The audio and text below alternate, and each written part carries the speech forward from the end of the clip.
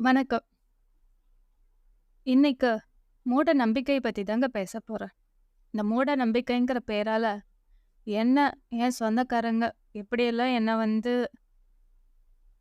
பிரச்சனைக்கு தள்ளுனாங்க. அதுலேருந்து நான் எப்படி வெளிய வந்தேன் அப்படிங்கிறத பத்தி தான் சொல்லப் போறேன். இந்த நீங்க எல்லாருமே கேள்விப்பட்டிருப்பீங்க. நெறைய கோவிலுக்கு போகும்போது, மோஸ்ட்லி பார்த்தீங்கன்னா, இந்த அம்மன் கோவில்கள்ல எல்லாம் போய் பார்த்தீங்கன்னா, நெறைய பேத்துக்கு சாமி வரும். சாமி ஆடுவாங்க. சில பேர் குறி சொல்வாங்க. இது எல்லாமே நடக்கும். அது கோவில்ங்கிறது போது, ஓகே ஃபைன். ஏன்னா, அங்க அடிக்கிற அந்த மேள சத்தம், சவுண்டு சில பேருக்கு அது அம்பாளோட அருளும் கூட தான். ஆனா, இங்க என் கேஸ்ல பார்த்தீங்கன்னா, ரொம்ப ஆச்சரியப்படுவீங்க. இங்க எங்க சொந்தக்காரங்க ஒருத்தவங்களுக்கு சாமி வருங்க. அது வீட்ல இருக்கும்போதே வரும். நாங்கலாம் எந்த பாட்டும் போடவே தேவையில்ல. சும்மா சாமிய பத்தி கேஷுவலா பேச ஆரம்பிச்சிட்டாவே உங்களுக்கு சாமி வந்துரும். ஓகேங்களா? அந்த அளவுக்கு ரொம்ப சென்சிட்டிவ். எனக்கு டைவர்ஸ் ஆயிடுச்சு. சந்தோஷமா தான் வாழ்ந்துட்டு இருக்கேன். அப்படி இருக்கும்போது, இவங்க இவங்களுக்கு சாமி அடிக்கடி வருது. இவங்க எப்பயெல்லாம் எங்க வீட்டுக்கு வராங்களோ, அப்பல்லாம் ஏதோ ஒரு காரணத்துல சாமி வருது. அவங்க குறி சொல்றாங்க. "நான் சமயபுரம் மாரியை, உனக்கு தான் இவன் 7, 7 ஜென்மத்துக்கு இவன் தான் புருஷன். இவனே தான் திரும்பி வருவான், திருந்தி வருவான்னு" டயலாக்லாம் சொல்லும். அது ஃபர்ஸ்ட்டு ஆரம்ப கட்டத்துல ஓகே அப்படின்னு அக்செப்ட் பண்ணோம். ஆனா, அதே திரும்பி திரும்பி 2 மாசத்துக்கு ஒருக்கா, 3 மாசத்துக்கு ஒருக்கா, 6 மாசத்துக்கு ஒருக்கா அதே குறிவே அதே டயலாக்க ரிப்பீட் பண்ணும்போது எனக்கு இரிட்டேட் ஆச்சு. ஏன்னா, ஒரு முறை நானே சமயபுரம் மாரியம்மன் கிட்ட மனசார வேண்டிக்கிட்டேன். இந்த லைஃப் வேண்டான்னு நான் முடிவு பண்ணிட்டேன். முடிஞ்சு போச்சு. எனக்கு இன்னொரு லைஃப் இருக்கா? இல்லையா? இருந்துச்சு அப்டின்னா, நீ எனக்கு கொண்டு வந்து குங்குமம் வையு அப்படின்னு மனசார வேண்டிக்கிட்டேன். வேண்டிக்கிட்டு நான் வந்தேன், எங்க அம்மா வீட்டுக்கு. அப்போ என் பாப்பாவுக்கு குளிப்பாட்ட பேபின்னு ஒரு ஆயா வந்தாங்க. அவங்க கேஷுவலா மீட் பண்ணாங்க, பேசினாங்க, பண்ணிட்டாங்க. அப்புறம் அவங்க கொண்டு நான் சமயபுரம் கோவிலுக்கு போயிட்டு வந்தேன். இந்தா குங்குமம்ன்ட்டு எனக்கு நெத்தியில வச்சு விட்டாங்க. அப்ப சொல்லுங்க, சமயபுரம் மாரியாயின்னு சாமியாடுறவங்கள நம்புறதா? சமயபுரம் மாரியாயே கொண்டு குங்குமம் குடுத்தத நான் நம்புறதா சொல்லுங்க? ஏன்னா நான் வேண்டுனதும் அவங்களே கொண்டு அது நெத்தியில வச்சு விட்டாங்க. நான் அப்ப தீர்க்கமா நம்பிட்டேன். அவ ஒண்ணும் உங்க சாமி ஆடல அப்டின்ட்டு.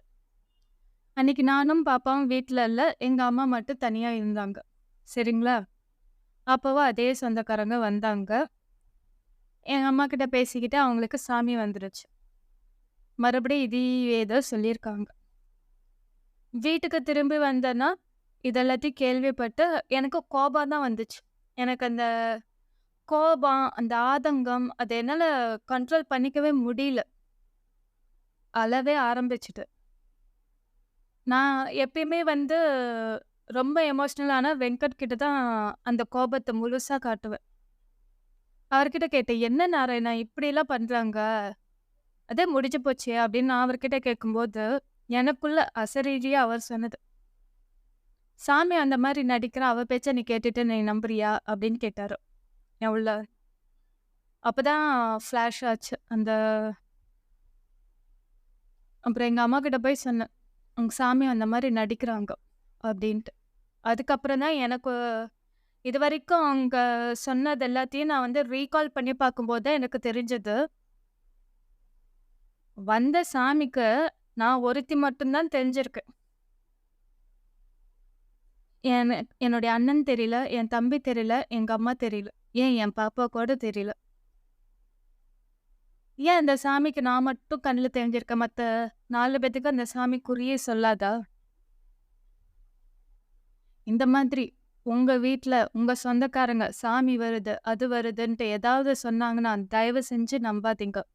ஏன்னா நம்மள பத்தி முழுசா புரிஞ்சவங்க, தெரிஞ்சவங்க தான் நம்மள மேனிபுலேட் பண்ண முடியும். வேற யாராலும் முடியாது. நீங்க கொஞ்சம் அலோவ் பண்ணிட்டீங்க அப்படின்னா, அவங்க உங்களை டம்ப் பண்ணிடுவாங்க. இவங்களுடைய டார்கெட்டே என்ன தெரியுமாங்க? நீங்க அடுத்து மூவ் ஆன் ஆகவே கூடாது. அடுத்த வாழ்க்கையில நீங்க முன்னோக்கி செல்லவே கூடாதுங்கிறது மட்டும் தான் அவங்களுடைய குறிக்கோளே. அதுக்கு அவங்க என்ன வேணாலும் பண்ணுவாங்க. அதுக்கு அவங்க எடுத்துக்கிட்ட ஆயுதம் சாமி வர்றது. நீங்களும் முடிஞ்ச அளவுக்கு எந்த சாமி உங்ககிட்ட வந்து குறி சொன்னாலும், அது நல்ல சாமியா, போலி சாமியா, இல்ல நடிக்கிற சாமியான்னு நல்லா கவனிச்சு தெரிஞ்சுக்கோங்க. தெரிஞ்சுக்கிட்டு அதுக்கு தகுந்த மாரி முடிவெடுங்க. ஏன்னா, அவங்க சொல்ற குறி ரொம்ப எமோஷனலா, உங்களுடைய மனச ரொம்ப டச் பண்ற மாதிரி, ரியலிஸ்டிக்கா தான் இருக்கும் அந்த நிமிஷம். அது நான் உண்மையா சொல்றேன். ஏன்னா, அவங்க அந்த அளவுக்கு நல்லா நடிக்கிறாங்க. ஆனா, அது எல்லாத்தையும் நீங்க தாண்டி வந்து, இன்னொரு பெர்ஸ்பெக்டிவ்ல இருந்து நீங்க யோசிச்சு பார்த்தா தான், இவங்க எல்லாரும் உங்கள வந்து எந்த அளவுக்கு மேனிபுலேட் பண்றாங்க, நீங்க அடுத்து முன்னோக்கி செல்லக்கூடாதுங்கிறதுக்கு எந்த அளவுக்கு உங்கள வந்து இழுத்து அதாவது இந்த மூட நம்பிக்கை, சாமி சாமிங்கிறத நம்ம நம்புறோம். இல்லன்னு நான் சொல்லவே இல்ல. நான் என் வெங்கட்ட முழுசா நம்புறேன். அவ சமயபுரம் மாரியே எனக்கு குங்குமம் குடுத்து வெட்டி, இவங்கள நான் எப்படி நம்ப போறேன் சொல்லுங்க? ஸோ, இவங்க வந்து கற்ற கயிறே பார்த்தீங்கன்னா, இந்த மூட நம்பிக்கைங்கிற கயிறு தான். "நீ என்ன பிளைண்டா நம்புவ" அப்படிங்கிறது. அந்த கயிற வந்து நீங்க கட் பண்ணி விட்டுருங்க. கட் பண்ணி விட்டுட்டீங்கன்னா, நீங்க எடுக்கிற முடிவ யாராலயும் மாத்தவே முடியாது.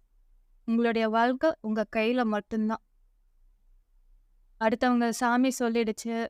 ஏன்னா, இவங்க எல்லாருமே விதைக்கிறது முதல்ல பயம்.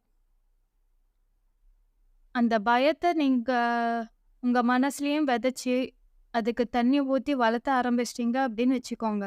நீங்க அவங்க சொல்றது படி தான் நடப்பீங்க.